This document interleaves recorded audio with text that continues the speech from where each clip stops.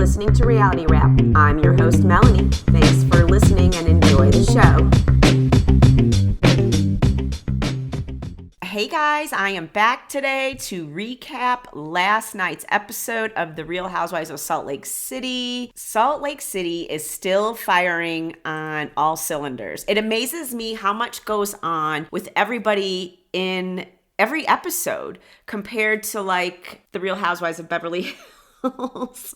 Not that I don't find Beverly Hills interesting. I just feel like Salt Lake City has just been amazing this season. And I'm sad that it's almost over. It looks like next week is going to be the season finale, at least according to Internet Movie Database. And then we're going to have a 3-part reunion. Speaking of which, we saw the reunion looks come out yesterday. And I have to say, I'm not overly impressed with any of the dresses. I do like the color scheme. I think the color scheme is really good, but I don't know. None of the dresses really did it for me. I guess if I had to pick one to be my favorite, it would be Angie's. She has on an Oscar de la Renta dress, which is gorgeous, but I'm not sure it's really a reunion dress. It's more like a ball gown, but if I had to pick one, she would be my favorite. And my second runner-up is going to be Heather Gay. I think Heather looks phenomenal. I mean, she drives me nuts and I can't stand her, but I'm not going to deny the fact that she looks great. And for the rest of the dresses, I don't have anything nice to say. So I'm just not going to say anything. So after watching last night's episode, I have definitely changed my stance on Bronwyn. At the beginning of the season, I thought she was like so refreshing and she was holding people accountable. But now I feel like she is very two-faced. But she tries to hide it under the guise of, I'm just being honest. I wanted to come clean with you. I was starting to think that over the last couple of episodes, but last night's episode sealed it for me. And I can't believe I'm also going to say this, but I think Heather was right about Bronwyn all along. I don't know how she knew, but she seemed to have her number from day one. And anybody who has listened to all of my recaps for this season know that I cannot stand Heather Gay. So the fact that I'm admitting that I think she was right, that's a big statement from me. Not that my opinion really matters, right? I put a poll out today on my Instagram asking if your opinion of Bronwyn has changed since the beginning of the season. And so far, I am at, yes, she fooled me, 64%, which is where I fall into. No, she's authentic is at 18%, and 18% said, I knew all along. So if you want to participate in my poll, go to Instagram and get on my page, Reality Wrap Podcast, and you can participate in that poll. Also, you guys, I never promote my podcast, so I'm going to right now. If you guys like my recaps, make sure that you subscribe or follow me so you can get updated every time I release one. I'm on all of the podcast platforms. I'm also on YouTube. All I have out on YouTube, though, is the audio version of my podcast. As of right now, I don't really record any videos. I think I actually have one short out there. But I'm hoping that in the future, I will post more videos. Also, if you like my podcast, please give me a 5-star rating. I would super appreciate it. And I super appreciate all of you that tune in every week to hear me babble on and give my opinion. All right, let's go ahead and get into the recap. So today I'm going to be recapping The Real Housewives of Salt Lake City, Season 5, Episode 15. I have to say that Meredith was so extra this episode. It was comical. Her Karen outrage was cracking me up. And she really needs to thank the cast for giving her something to get upset about, because otherwise she would have been a total non-factor this season. Mary's right. Meredith is boring. Oh my God, when she said that, I laughed so hard because it's so true. Anyway, so it starts out, it's the next morning after the dinner that Lisa had walked out on. Lisa tells us that she didn't sleep well because she was thinking about what happened. And then later in the night, Bronwyn came into her room and she told Lisa that she, Angie, Whitney, and Heather, interesting that Heather was there, had a conversation about Lisa. And Lisa wants to know what was said in the conversation. So she wants to get everybody in one place to discuss it because there have been too many versions of stories and lies and rumors. So she wants to get everybody in one spot so nobody can change their story. In Mary's room, she tells us that she's normally used to checking in with her son, but that he is away at rehab, so she can't call him, but at least she knows he's safe there, which would explain why she showed up on the trip. Because at first I was like, I can't believe that she showed up on the trip with what's going on with her son. Meredith goes into Heather's room to discuss how she feels like something is off about Britani because Britani kept asking her last night how she was feeling after she had told everybody that Meredith was crying and throwing up. And Meredith thinks that everyone is making up stories behind her back and that when the same story is being told, people are going to start believing it, which I certainly think there might be some truth to her having some sort of a substance or pill problem, since that rumor seems to fly around a lot and she kind of appears to always be in some sort of an altered state, especially if she's had a couple of drinks. It really seems to magnify whatever she's on. And when you have multiple people saying that, you kind of have to think where there's smoke, there's fire. So they all get onto the Sprinter van to go ATVing, which is what Lisa had planned for the day. And while they're on the van, Lisa decides this is a great place to bring up the conversation last night that happened about her. She's got them all in one place. They can't run off anywhere because they're in a car. So she tells them that she wants to know what was said about her. Bronwyn's like, I went into Lisa's room last night and I told her that I wasn't feeling very supported after she told everybody about Todd having an emotional affair. After dinner, I went in Lisa's room to make sure she was okay. She was crying at dinner, and I said to her I was upset about how the conversation went when I was talking about my marriage. We were not in a good place when I got off the boat. And we all talked about whether you were defending me or not. And I said, Angie said, maybe because everyone's mad at me, I made this up. You guys saw last night Lisa's much more supportive of Brady than me, right? And then Lisa and Meredith kind of took up for Todd. Well, is this all he can do? What have you done to make him this way?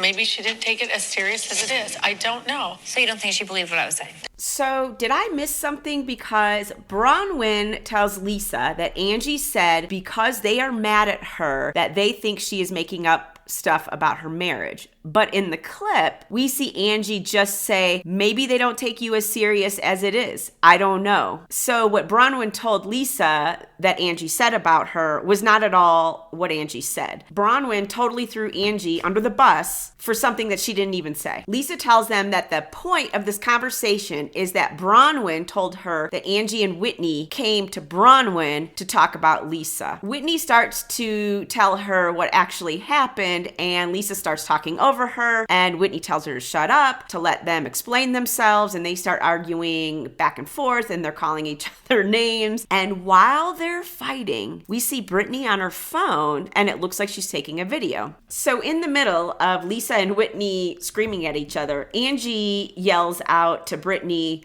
"Why are you recording us?" Which totally derails the conversation, and they all look at Britani, and they're like, yeah, what's going on? Why are you recording us? She denies it and says that she's just taking a video for her daughter. Somebody says, you're going to take a video of yourself for your daughter while we're fighting in the background? We don't believe you. Play the video. We want to see what you recorded. So she plays the video and you can clearly hear them fighting in the background. So it really did appear like she was recording their conversation. Meredith at this point loses her shit and she's like, I invited you into my home. And she tells her that she's vile and that she needs to leave. And the rest of them start yelling at her. Britani's like, it was just an accident. And of course, nobody's buying it because Britani is full of shit. And then they all start wondering how many other times that she's recorded them and sent it off to whoever she's sending it to. And at this point, Bronwyn had to be so happy that this happened because it totally derailed the conversation from what she had told Lisa the night before. And now everybody's focusing on Britani. They arrive to where they're going to do their ATVing, and Britani gets off the bus and she is sobbing. Angie feels bad and thinks that it might have been too much for one person to deal with all of them screaming at her. But Mary is like, that's fine. You guys can feel bad for her, but she totally deserved it.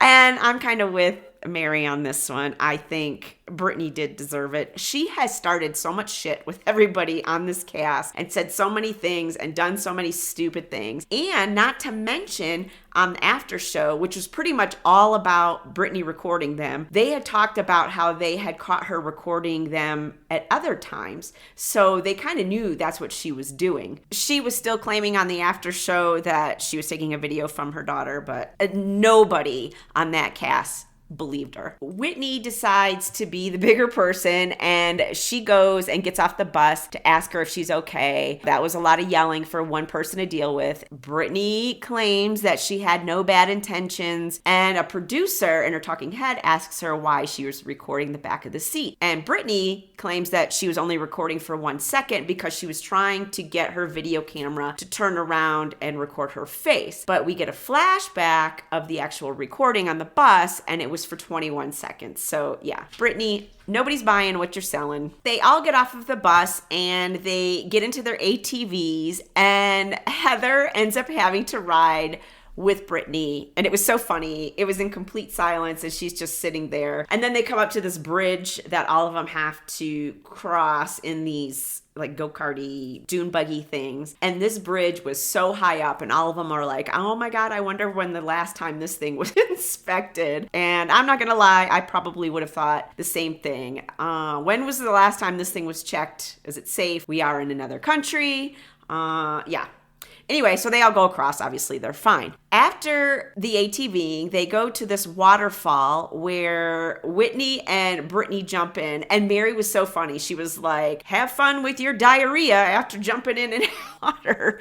It was funny. Anyways, while Britney's swimming around in the water, the rest of them are kind of watching her. And they wonder if Britani thinks that everything is okay since she has now jumped into the water and she's acting like nothing just happened and that they all just didn't scream at her and she got off the bus sobbing. Somebody says that Britani bounces back so quickly. I think it might have been Angie. And Lisa's like, yeah, that's probably why Jared keeps breaking up with her, because she gets over it so quickly. Oh man. They go sit down for drinks and food, and Mary asks Britani why she's being so quiet, because obviously she knows why she's being so quiet. And then she asks her, is it because you got caught? And Heather tells her what she did was indefensible. And Britani is still claiming that she was just filming the scenery. Although I think initially she said she was sending a video to her daughter. In this scene, she says that she was filming the scenery. And Lisa's like, your story has changed 4 times now. Meredith tells her that she's a liar. And Britani tells them, you guys, there is one thing that I have not come clean on. And honestly, I was prepared for her to come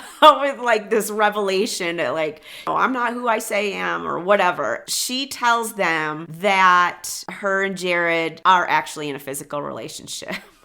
I don't know why I really expected anything more than something like that to come out from her mouth, because really every announcement or toast that she's ever done has always been about Jared. So I should have known when she said this it was going to be about Jared, but I really was expecting like some big epiphany that she was going to say, but it wasn't. It was that her and Jared are having sex, which no duh. I would have totally been Angie in this moment. She asks her, how is this even relevant now? We're talking about you recording us. Surprisingly, Heather, who just said Britani is indefensible, comes to her defense and says that in the Mormon religion, that it's a big deal to admit that you are being physically intimate with somebody who you're not married to. Britani's like, you guys don't understand what a big deal this is for me to admit it. I think she said her brothers are like pastors or something like that. And she has all these nieces that look up to her, and that this is a big deal for her to admit in the Mormon religion. Whatever, I kind of call bullshit on it, but Apparently it is, because then Bronwyn tells her that she totally understands the shame that she's feeling, because when she got pregnant out of wedlock, everybody wanted her to give up the baby and it almost cost her relationship with her family. She tells Britani to stop internalizing her shame. Whitney even says, I totally get it, but what did you expect? You're drinking on camera, you're dressing in lingerie. Of course, people are going to think that you're up to something. It was really interesting to me how she got everyone to go from being mad at her for recording them to now feeling bad for her because she feels shame for sleeping with Jared. It takes a pretty cunning person to be able to get people to deflect from being mad at you to now feeling bad for you. Not to mention she did it on the bus too. She got off the bus and she was sobbing. So everybody except for Mary was feeling bad for her for yelling. And then they went on their ATV ride and her and Heather rode together, even though they didn't really talk. And here we are at lunch. They're all bringing up how she was recording them again, and she totally sidetracks it again by saying this thing with Jared. So she is kind of a master manipulator, I guess if you could call her that. She comes off as kind of not so smart, but I think she's actually pretty good at being sneaky. Heather starts to explain to Britani that all of the women at this table helped pull her out of her Mormon guilt when she first came onto the show, and that she can't record them because they are only vulnerable with each other and nobody else. And I'm like, you're on a reality TV show. What Britani was recording was already being filmed for the show. Not that that's any defense for Britani, because I can't stand her. But her saying that they're only vulnerable with each other didn't make sense, because you guys are on this show that films everything you do. We see you being vulnerable. So you're sharing it with the world. It's not like you guys keep this in your little secret pod of OGs. It's literally being blasted everywhere. I just think Heather likes to keep going to that we're OGs, we're thick as thieves. Well, after last season with Monica, she has like this distorted view that the OGs are kind of ride or die for each other, which I don't believe. I think when push comes to shove, they will absolutely turn on each other. I'm sure we're going to see it down the line. Anyway, yeah, it was just weird that she said that. After all that drama, they decide to go shopping at the market, and they find these aprons that have dicks on them. It was cute. And then they go back to the hotel and they all go get ready for dinner. We see Meredith go into Heather's room, and she's like, Heather, can you hear me in my room? Because I have not heard you in your room. And Heather's like, yeah, no, I haven't heard you at all. It's like a sanctuary in here. And apparently Meredith is still trying to figure out how Britani heard her in her room. She thinks that Britani heard her coughing while she was in her room, and that is why Britani thought she was throwing up. And she's now wondering if Britani actually heard her conversation that she was having with her husband when she was crying, which she claims was because she was talking about the slut shaming thing. Obviously, that's total bullshit. We know that's not what she was talking about. I am very curious as to know why she was crying on the phone with Seth. I wonder if it was something that was going on in their marriage or something like that, and that's why she's wondering if Britani heard the conversation, or she was worried about Britani hearing the conversation. They decide to go into Meredith's room and try and figure out how Britani could have heard her, and they're walking through everywhere that Meredith was standing in the room, and she reenacts the coughing fit, and then they start looking for listening devices. And I was like, all right, you guys, do you honestly believe that Britani planted a listening device in Meredith's room?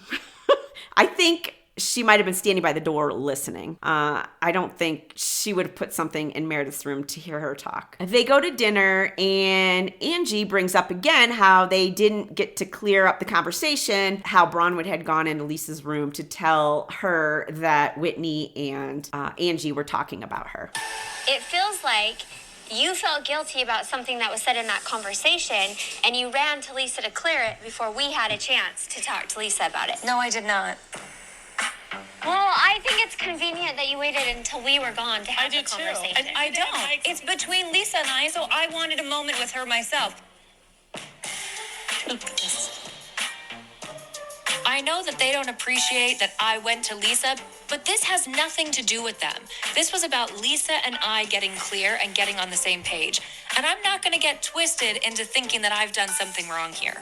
I don't understand how she can sit there and say, this had nothing to do with you guys. This was between me and Lisa. If that was the case, why wouldn't she have just explained what she had said about Lisa and how she felt bad about what she said about Lisa? Why did she tell them all this other stuff, how Heather was in the room and Angie and Whitney were saying this about her, which she lied about anyways. We saw at the beginning of the episode when they played the flashback how she misrepresented what Angie said. We've now seen her do this a couple of times where somebody will have a conversation with her and then she turns around and she repeats what that person had said to the person they were talking about. I think she even admitted at one point in the season that she has beef with so many people that everybody comes to her to talk smack about everybody else. And then she turns around and she tells everybody. And then look what she did to Britani when she said her and Britani were friends for like 15 minutes and then she totally threw Britani under the bus. Again, not that I care. Britani deserves it. But it just goes to show Bronwyn's character. And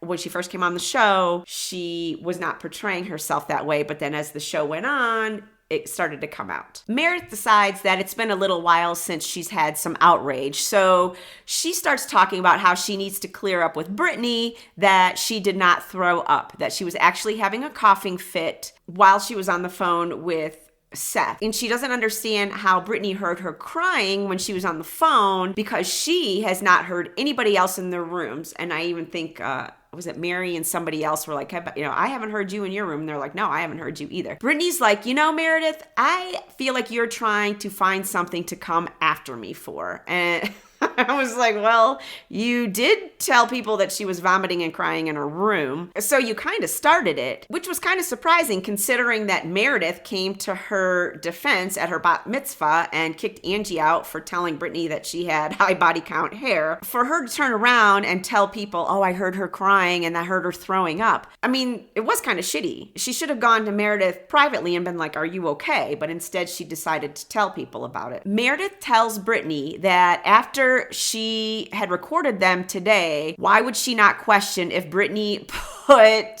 something in her room to record her? And the look on everybody's faces was like, wait, what? She did sound a little paranoid. Mary tells us in her talking head that why would Britani want to record Meredith? She's so boring. And I have to agree with her. So after all this, they decide to call it a night and they get into the golf carts and they're driving back to the hotel. Angie brings up how nothing really bad was said at the table when her and Whitney and Bronwyn were all talking about Lisa. Basically, all they said was that Meredith and Lisa didn't seem to be very supportive of Bronwyn and that they were taking Todd's side. Meredith asks what she said to make Bronwyn think that, and Heather tells her that it was when you had asked Bronwyn if maybe she is guarded and that is why he had an emotional affair. Meredith claims it was just a question to be helpful and then asks what was said about her. We said because you know about tumultuous marriages and like you might be just saying it's better to keep it quiet. And that was, who cares? Let's go. Better keep what quiet? Emotional affairs. I never said that. Heather, as we were getting out of the car, did you say that Bronwyn didn't feel my support because I co-sign emotional affairs? Or did I misunderstand? You misunderstood. So obviously that isn't exactly what was said when those four were sitting around the table. Let me play the clip of what they actually said. And now it kind of makes sense why Heather was so quick to kind of brush it aside. It hits home to them and hits a trigger because it's something that they've both either been through or been accused of. They've both been accused of infidelity. They side with Todd because they've been on that side of it, but they want to be forgiven. Yeah. They're sticking up for the, don't talk about it. Unfortunately for Heather, Meredith has 100% figured out what was said about her and that essentially they co-signed with an emotional affair because apparently Meredith and Lisa have been accused of infidelity. Yeah, so Heather pretty much brushes her off and tries to direct everybody to doing an audio test of the room so they can get to the bottom of how Britani was listening to or how Britani heard Meredith in her room. But Meredith keeps going and she's like, you implied that I was okay with an emotional affair because I cheated on Seth, and that was not the case. We were separated. And Heather keeps trying to steer the conversation back to this audio test that she wants to do. Meredith has had enough and she's like, I'm going to bed. And she's in her room and she's ranting, and Lisa follows her and she's like, what happened? And Meredith starts yelling that they're talking shit about her and blah, blah, blah. She goes on a full outrage Karen moment, and she's like, I opened up and I was honest with them and they weaponized it against me, which is funny because that is now the second time we've heard the word weaponized. We heard it in Beverly Hills, now we're hearing it here. And while Meredith's screaming in her room and she's telling Lisa, what happened, we see Whitney and she's got her ear to the door and Angie's standing right there and Whitney's like, shh, telling them. And then she's like, I'm sure you guys can hear me right now. And they all go running. They scattered like rats. So that is how the episode ends. Next week in the season finale, looks like it finishes up on vacation still, and it looks like that's going to be super dramatic. It looks like something happens between Angie and Mary, and it looks like we have another dinner where they're all screaming at each other. So it looks like it's going to be a great season finale episode, and I'm looking forward to it. So I will talk to you guys next week. Everybody have a great weekend. Bye.